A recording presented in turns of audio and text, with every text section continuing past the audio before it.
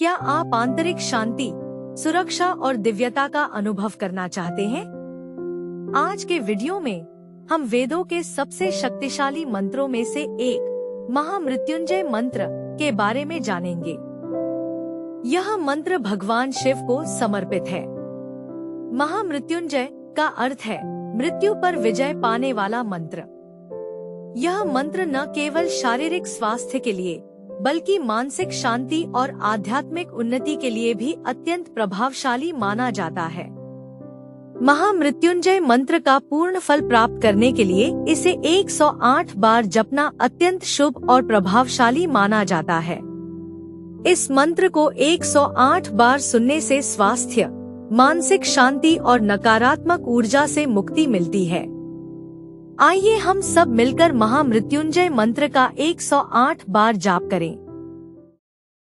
ओम त्र्यंबकं यजामहे सुगंधि पुष्टिवर्धनम् उर्वारुकमिव बन्धनान् मृत्योर्मुक्षीयमामृतात्। ओम त्र्यंबकं यजामहे सुगंधि पुष्टिवर्धनम् उर्वारुकमिव बन्धनान् मृत्योर्मुक्षीयमामृतात्। ओम त्र्यंबकं यजामहे सुगंधि पुष्टिवर्धनम् उर्वारुकमिव बन्धनान् मृत्योर्मुक्षीयमामृतात्। ओम त्र्यंबकं यजामहे सुगंधि पुष्टिवर्धनम् उर्वारुकमिव बन्धनान् मृत्योर्मुक्षीयमामृतात्। ओम त्र्यंबकं यजामहे सुगंधि पुष्टिवर्धनम् उर्वारुकमिव बन्धनान् मृत्योर्मुक्षीयमामृतात्। ओम त्र्यंबकं यजामहे सुगंधि पुष्टिवर्धनम् उर्वारुकमिव बन्धनान् मृत्योर्मुक्षीयमामृतात्। ओम त्र्यंबकं यजामहे सुगंधि पुष्टिवर्धनम् उर्वारुकमिव बन्धनान् मृत्योर्मुक्षीयमामृतात्। ओम त्र्यंबकं यजामहे सुगंधि पुष्टिवर्धनम् उर्वारुकमिव बन्धनान् मृत्योर्मुक्षीयमामृतात्। ओम त्र्यंबकं यजामहे सुगंधि पुष्टिवर्धनम् उर्वारुकमिव बन्धनान् मृत्योर्मुक्षीयमामृतात्। ओम त्र्यंबकं यजामहे सुगंधि पुष्टिवर्धनम् उर्वारुकमिव बन्धनान् मृत्योर्मुक्षीयमामृतात्। ओम त्र्यंबकं यजामहे सुगंधि पुष्टिवर्धनम् उर्वारुकमिव बन्धनान् मृत्योर्मुक्षीयमामृतात्। ओम त्र्यंबकं यजामहे सुगंधि पुष्टिवर्धनम् उर्वारुकमिव बन्धनान् मृत्योर्मुक्षीयमामृतात्। ओम त्र्यंबकं यजामहे सुगंधि पुष्टिवर्धनम् उर्वारुकमिव बन्धनान् मृत्योर्मुक्षीयमामृतात्। ओम त्र्यंबकं यजामहे सुगंधि पुष्टिवर्धनम् उर्वारुकमिव बन्धनान् मृत्योर्मुक्षीयमामृतात्। ओम त्र्यंबकं यजामहे सुगंधि पुष्टिवर्धनम् उर्वारुकमिव बन्धनान् मृत्योर्मुक्षीयमामृतात्। ओम त्र्यंबकं यजामहे सुगंधि पुष्टिवर्धनम् उर्वारुकमिव बन्धनान् मृत्योर्मुक्षीयमामृतात्। ओम त्र्यंबकं यजामहे सुगंधि पुष्टिवर्धनम् उर्वारुकमिव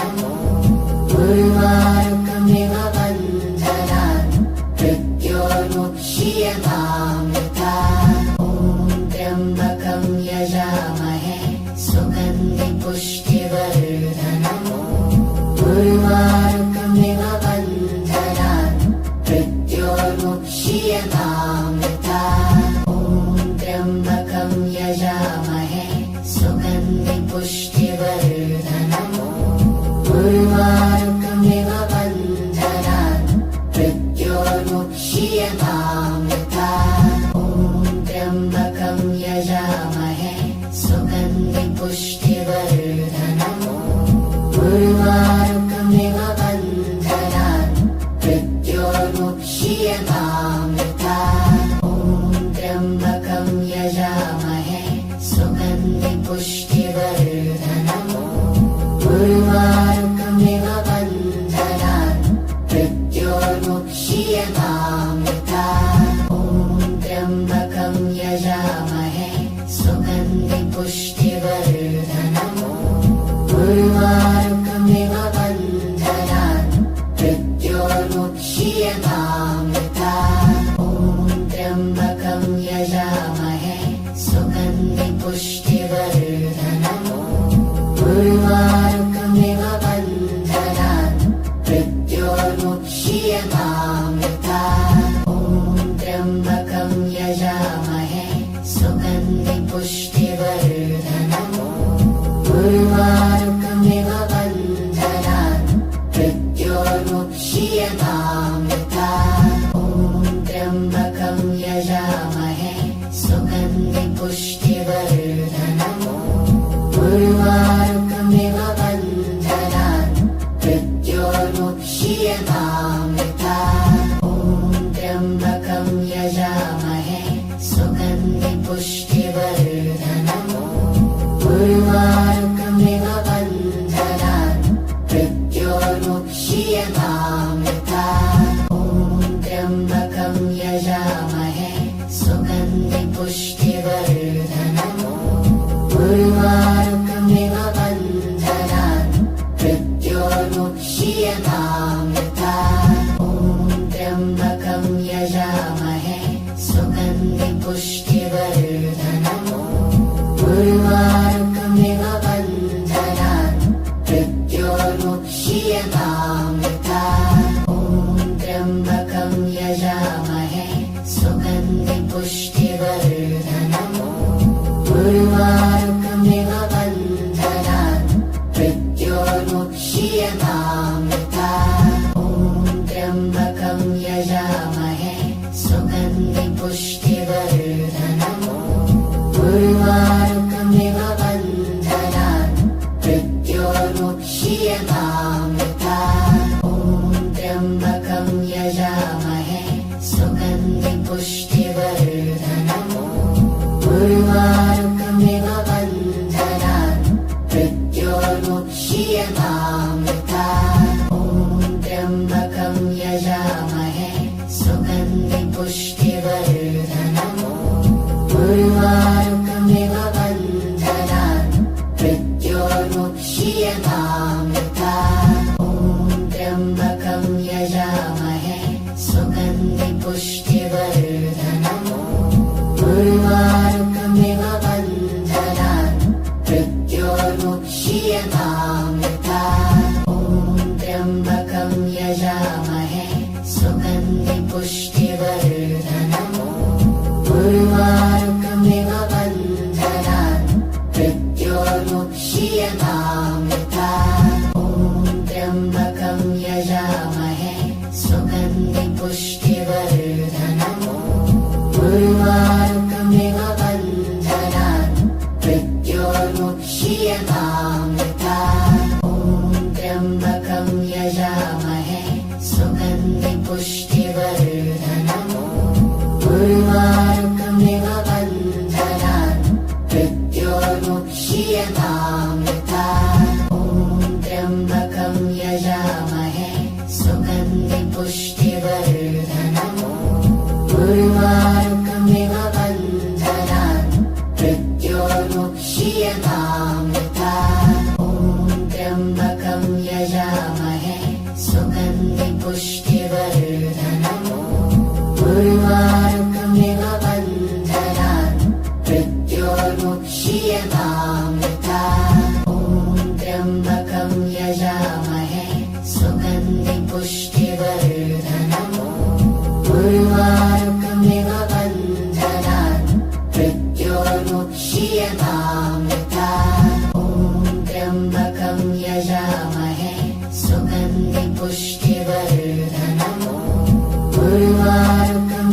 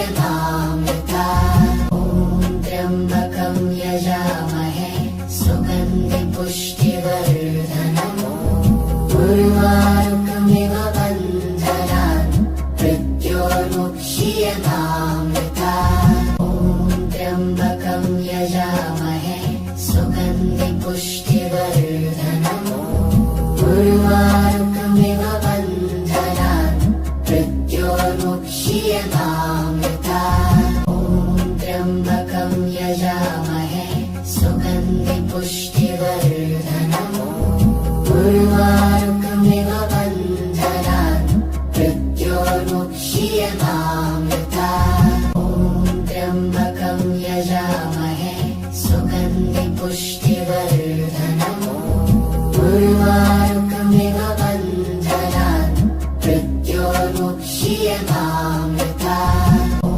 त्र्यम्बकं यजामहे सुगन्धिपुष्टिवर्धनम् उर्वारुकमिव बन्धनान् मृत्योर्मुक्षीयतामृता ॐ त्र्यम्बकं यजामहे सुगन्धिपुष्टिवर्धनम् उर्वारुकमिव बन्धनान् मृत्योर्मुक्षीयतामृता ॐ त्र्यम्बकं यजामहे सुगन्धिपुष्टिवर्धनम् उर्वारुकमिव बन्धनान् मृत्योर्मुक्षीयतामृता ॐ त्र्यम्बकं यजामहे सुगन्धिपुष्टिवर्धनम् उर्वारुकमिव बन्धनान् मृत्योर्मुक्षीयतामृता ॐ त्र्यम्बकं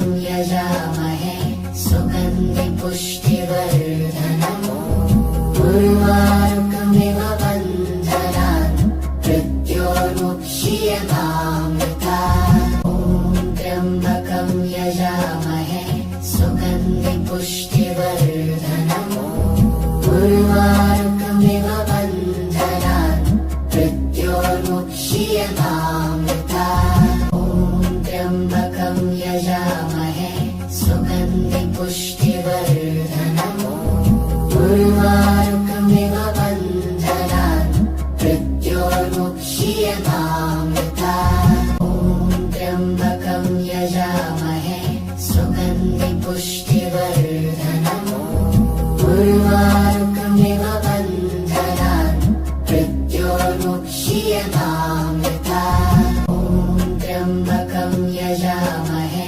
सुगन्धिपुष्टिवर्धनम् उर्वारुकमिव बन्धनान् मृत्योर्मुक्षीयतामृता ॐ त्र्यम्बकं यजामहे सुगन्धिपुष्टिवर्धनम् उर्वारुकमिव बन्धनान् मृत्योर्मुक्षीयतामृता ॐ त्र्यम्बकं यजामहे सुगन्धिपुष्टिवर्धनम् उर्वारुकमिव बन्धनान् मृत्योर्मुक्षीयतामृता ॐ त्र्यम्बकं यजामहे सुगन्धिपुष्टिवर्धनम् उर्वारुकमिव बन्धनान् मृत्योर्मुक्षीयतामृता ॐ त्र्यम्बकं यजामहे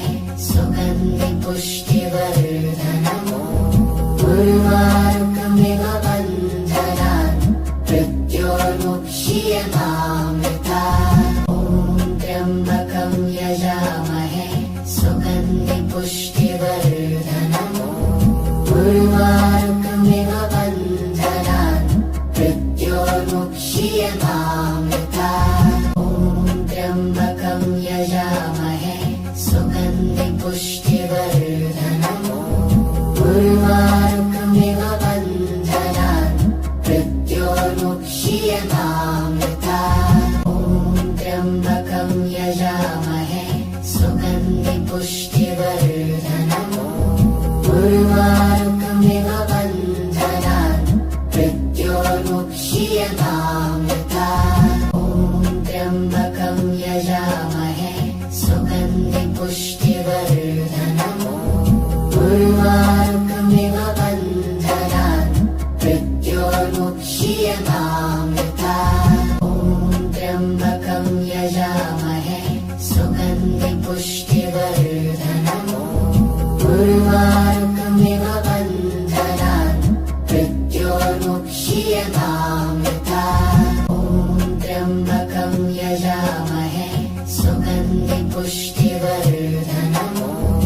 उर्वारुकमिव बन्धनात् मृत्योर्मुक्षीयमामृता ॐ त्र्यम्बकं यजामहे सुगन्धिपुष्टिवर्धनम् उर्वारुकमिव बन्धनात् मृत्योर्मुक्षीयमामृता ॐ त्र्यम्बकं यजामहे सुगन्धिपुष्टिवर्धनम् उर्वारुकमिव बन्धनात् मृत्योर्मुक्षीयमामृता ॐ त्र्यम्बकं यजामहे सुगन्धिपुष्टिवर्धनम् उर्वारुकमिव बन्धनात् मृत्योर्मुक्षीयमामृता ॐ त्र्यम्बकं यजामहे सुगन्धिपुष्टिवर्धनम् उर्वारुकमिव बन्धनात् मृत्योर्मुक्षीयमामृता ॐ त्र्यम्बकं यजामहे सुगन्धिपुष्टिवर्धनम् उर्वारुकमिव बन्धनात् मृत्योर्मुक्षीयमामृता ॐ त्र्यम्बकं यजामहे सुगन्धिपुष्टिवर्धनम् उर्वारुकमिव बन्धनात् मृत्योर्मुक्षीयमामृता ॐ त्र्यम्बकं यजामहे सुगन्धिपुष्टिवर्धनम् उर्वारुकमिव बन्धनात् मृत्योर्मुक्षीयमामृता ॐ त्र्यम्बकं यजामहे सुगन्धिपुष्टिवर्धनम् उर्वारुकमिव बन्धनात् मृत्योर्मुक्षीयमामृता ॐ त्र्यम्बकं यजामहे सुगन्धिपुष्टिवर्धनम् उर्वारुकमिव बन्धनात् मृत्योर्मुक्षीयमामृता ॐ त्र्यम्बकं यजामहे सुगन्धिपुष्टिवर्धनम् उर्वारुकमिव बन्धनात् मृत्योर्मुक्षीयमामृता ॐ त्र्यम्बकं यजामहे सुगन्धिपुष्टिवर्धनम् उर्वारुकमिव बन्धनात् मृत्योर्मुक्षीयमामृता ॐ त्र्यम्बकं यजामहे सुगन्धिपुष्टिवर्धनम् उर्वारुकमिव बन्धनात् मृत्योर्मुक्षीयमामृता ॐ त्र्यम्बकं यजामहे सुगन्धिपुष्टिवर्धनम् उर्वारुकमिव बन्धनात् मृत्योर्मुक्षीयमामृता ॐ त्र्यम्बकं यजामहे सुगन्धिपुष्टिवर्धनम् उर्वारुकमिव बन्धनात् मृत्योर्मुक्षीयमामृता ॐ त्र्यम्बकं यजामहे सुगन्धिपुष्टिवर्धनम् उर्वारुकमिव बन्धनात् मृत्योर्मुक्षीयमामृता ॐ त्र्यम्बकं यजामहे सुगन्धिपुष्टिवर्धनम् उर्वारुकमिव बन्धनात् मृत्योर्मुक्षीयमामृता ॐ त्र्यम्बकं यजामहे सुगन्धिपुष्टिवर्धनम् उर्वारुकमिव बन्धनात् मृत्योर्मुक्षीयमामृता ॐ त्र्यम्बकं यजामहे सुगन्धिपुष्टिवर्धनम् उर्वारुकमिव बन्धनात् मृत्योर्मुक्षीयमामृता ॐ त्र्यम्बकं यजामहे सुगन्धिपुष्टिवर्धनम् उर्वारुकमिव बन्धनात् मृत्योर्मुक्षीयमामृता ॐ त्र्यम्बकं यजामहे सुगन्धिपुष्टिवर्धनम् उर्वारुकमिव बन्धनात् मृत्योर्मुक्षीयमामृता ॐ त्र्यम्बकं यजामहे सुगन्धिपुष्टिवर्धनम् उर्वारुकमिव बन्धनात् मृत्योर्मुक्षीयमामृतात् ॐ त्र्यम्बकं यजामहे सुगन्धिपुष्टिवर्धनम् उर्वारुकमिव बन्धनात् मृत्योर्मुक्षीयमामृतात् ॐ त्र्यम्बकं यजामहे सुगन्धिपुष्टिवर्धनम् उर्वारुकमिव बन्धनात् मृत्योर्मुक्षीयमामृतात् ॐ त्र्यम्बकं यजामहे सुगन्धिपुष्टिवर्धनम् उर्वारुकमिव बन्धनात्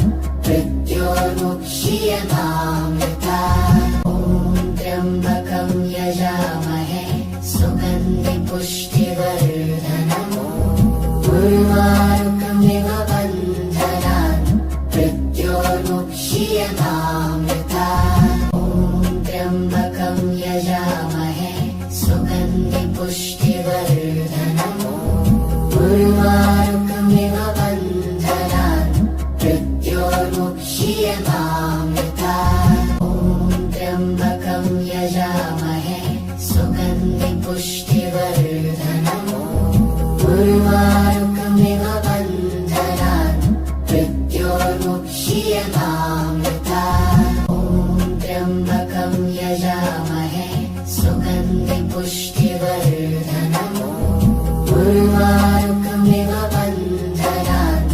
मृत्योर्मुक्षीयमामृतात् ॐ त्र्यम्बकं यजामहे सुगन्धिपुष्टिवर्धनम् उर्वारुकमिव बन्धनात् मृत्योर्मुक्षीयमामृतात् ॐ त्र्यम्बकं यजामहे सुगन्धिपुष्टिवर्धनम् उर्वारुकमिव बन्धनात् मृत्योर्मुक्षीयमामृतात् ॐ त्र्यम्बकं यजामहे सुगन्धिपुष्टिवर्धनम् उर्वारुकमिव बन्धनात् मृत्योर्मुक्षीयमामृतात् ॐ त्र्यम्बकं यजामहे सुगन्धिपुष्टिवर्धनम् उर्वारुकमिव बन्धनात्